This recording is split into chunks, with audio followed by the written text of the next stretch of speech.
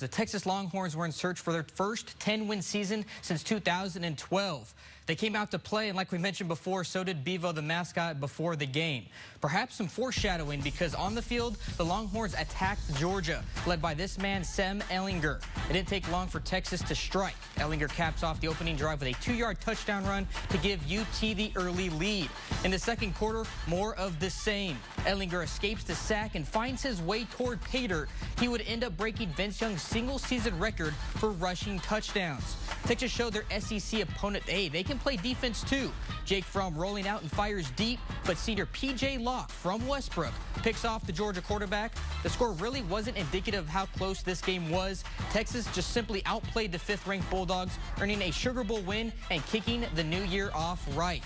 Now, speaking of Texas, future Longhorn and former Port Neches Groves quarterback Rashawn Johnson finished his final practice today. We'll slowly get him up here on the screen shortly, but he had his final practice here in Orlando, Florida. As you can see them with P&G head coach Brandon Faircloth there. They both will be participating in the 2019 Under Armour All-America game. I'm excited to see that one. Prestigious honor for both of them. You can catch that game on ESPN2 tomorrow with kickoff set at 5 p.m. Now it's playoff time. Texans fans, NRG Stadium will be host to the first of 4 wild card games this weekend in the NFL.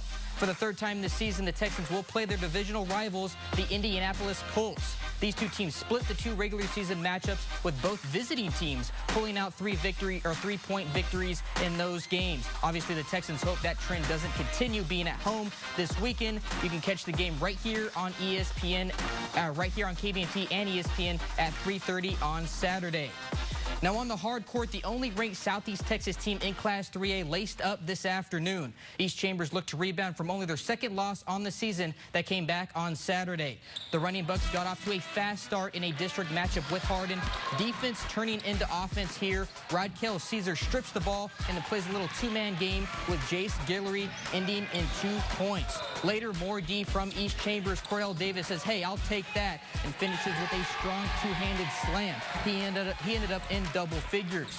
The Bucks led by 31 at the break. The fans, of course, loving it.